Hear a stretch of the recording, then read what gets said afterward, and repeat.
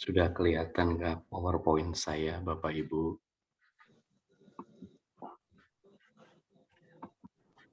Silakan Mas Lukas.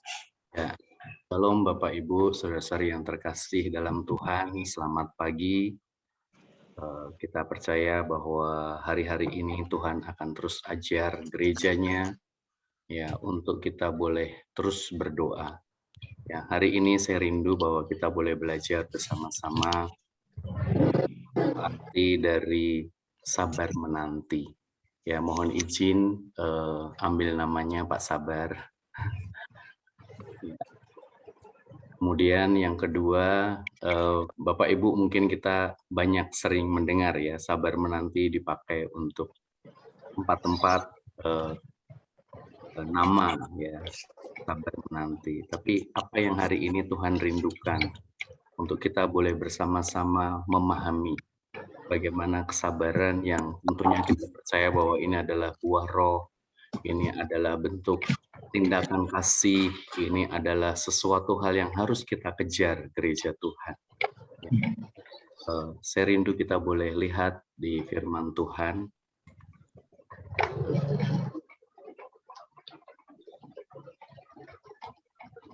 Bisa bergerak ya, share screen.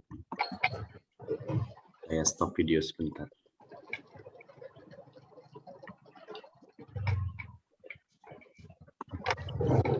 Ibrani 6 ayat 15 berkata, Abraham menantikan dengan sabar, dan dengan demikian ia memperoleh apa yang dijanjikannya kepadanya. Bapak Ibu, kita tahu Abraham adalah salah satu teladan iman ya bagi gereja Tuhan, bagaimana pada saat beliau dipanggil di usia 75 tahun, kemudian dia dijanjikan bahwa melalui Abraham seluruh bangsa akan diberkati, melalui Abraham keturunannya akan seperti bintang di langit dan pasir di laut. Ya, dan dia menanti dengan sabar. Ya, meskipun di dalam perjalanannya jadi usia 86 tahun dia harus mengikuti pilihan dari istrinya, tetapi dia tetap menanti dengan sabar. Ya, 25 tahun kemudian anak yang dijanjikan itu boleh diberikan oleh Tuhan, yaitu Ishak. Ya, melalui Ishak kita tahu persis disitulah dilahirkan 12 suku Israel. Kemudian kita akan belajar satu lagi ayatnya, itu adalah di Yakobus 5 ya, ayat 7. Ini bagaimana tentang petani-petani waktu itu di negara Palestina. Ya, dia Tuhan merumpamakan gitu ya, bahwa kita harus bersabar. Karena itu saudara-saudara bersabarlah sampai kepada kedatangan Tuhan. Sungguhnya petani menantikan hasil yang berharga dari tanahnya dan ia sabar sampai telah turun hujan, musim gugur dan musim semi. Ya. Waktu saya coba selidiki firman Tuhan di sini, kita tahu bahwa di Palestina itu beda dengan di negeri kita di Indonesia ya, di sana menganut 4 musim. Ya, setelah musim salju itu terjadi musim semi. Ya, setelah musim semi, musim panas, kemudian terjadi musim gugur.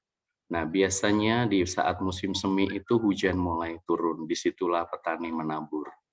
Ya, kemudian disitulah benih akan tumbuh semakin bertambah kuat agar benih itu siap mengalami yang namanya musim panas. Ya, sampai akhirnya dia masuk nanti di musim gugur. Nah, biasanya kalau di musim gugur itu akan terjadi hujan, ya, agar tanaman-tanaman itu berbuah. Ya, petani-petani di sana sabar menantikan, ya, sampai yang namanya dia ingin mendapatkan hasil yang berharga dari tanahnya. Ya, kemudian satu lagi di 1 Petrus 3 ayat 20. Ya, firman Tuhan berkata, yaitu kepada roh-roh mereka yang dahulu pada waktu Nuh tidak taat kepada Allah, ketika Allah tetap menanti dengan sabar waktu Nuh sedang mempersiapkan bahteranya. ya, di mana hanya sedikit, yaitu 8 orang yang diselamatkan oleh air bah itu. Ya, saat saya merenungkan tentang firman Tuhan ini, Nuh dipanggil untuk membuat bahtera itu adalah di usia 500 tahun, Bapak Ibu. Dan ternyata kenapa di sini dikatakan Allah tetap menanti dengan sabar, karena ternyata proses bahtera yang dibuat oleh Nuh, ya, ukuran 500 hasta, 300 hasta, kemudian panjangnya, tingginya itu adalah 30 hasta, lebarnya 50 hasta, itu membutuhkan waktu 100 tahun. Ya, dan di situ dikatakan bahwa Allah tetap menanti dengan sabar. Ya, karena apa? Karena Dia ingin bahwa melalui Nuh, keturunan-keturunan yang bersama dengan dia waktu itu betul-betul boleh mendapatkan keselamatan. Ya, dalam waktu 100 tahun, ya, bahtera seukuran yang lebih dari lapangan sepak bola itu dibuat oleh 8 orang. Ya. Jadi di situ kita bisa belajar bahwa kesabaran Tuhan untuk tetap Nuh menyelesaikan apa yang Tuhan berikan itu ditunggu dengan sabar oleh Tuhan kita. Ya. Apa bahan belajarnya dari firman Tuhan hari ini, ya Bapak Ibu? Jadi kita belajar bahwa kesabaran kita di dalam doa-doa kita, kesabaran kita dengan buah Roh Kudus yang ada di dalam diri kita itu membuahkan penggenapan janji. Ya, yang kedua adalah kesabaran itu akan membuahkan hasil yang berharga. Ya. Kemudian yang terakhir adalah kesabaran itu membuahkan keselamatan. Ya, pada waktu Abraham tetap sabar, maka janji itu digenapi. Ya, pada waktu petani itu tetap sabar, maka dia boleh mendapatkan hasil yang berharga. Ya, pada waktu Nuh tetap sabar, ya, bahkan dengan 8 orang, di sisi lain orang-orang di sekitarnya melihat bahwa dianggap bahwa Nuh ini sedang melakukan hal yang sia-sia. Ya, saya nggak bisa bayangin dalam waktu 100 tahun dia tetap setia mengerjakan, membuat bahtera bersama istri, anak mantunya, ya, karena ada keselamatan yang memang Tuhan janjikan. Ya, jadi saya rindu bahwa kita bisa menerapkan, ya, bahwa sabar menanti itu bukan sesuatu yang sia-sia, Bapak Ibu, saudara-saudariku yang terkasih dalam Tuhan. Sabar menanti itu mengasah ketaatan kita. Ya, sabar menanti itu akan membuat kita betul-betul diuji imannya. Ya, seperti Abraham, ya, meskipun dia sempat salah mengambil langkah, tapi disitulah dia belajar apa yang namanya ketaatan. Ya, sampai akhirnya dia boleh mendapatkan Ishak. Ya, sabar menanti itu fokus, Bapak Ibu. Ya, bagaimana petani itu tetap memperhatikan tanamannya, merawat tanamannya. Ya, dari mulai benih, tumbuh, daun, dia tetap fokus memelihara tanaman itu dengan tetap menanti-nantikan bahwa hujan akan datang untuk membuat tanaman itu bertumbuh. Ya, dia tetap fokus meskipun ada datang musim gugur, tapi petani itu tetap menantikan bahwa ada hujan yang akan datang untuk tanaman itu boleh menghasilkan buah. Yang terakhir, Bapak Ibu, sabar menanti itu aktif bertindak. Ya, jadi sabar menanti itu bukan satu tindakan yang pasif. Sabar menanti itu bukan sesuatu hal yang nggerambiang ke sana ke sini seolah-olah kita tidak sedang melakukan apa-apa. Ya, seperti juga Nuh, dia aktif bertindak, membangun perahunya. Ya, kalau diukur dengan meteran itu kira-kira panjangnya 137 meter.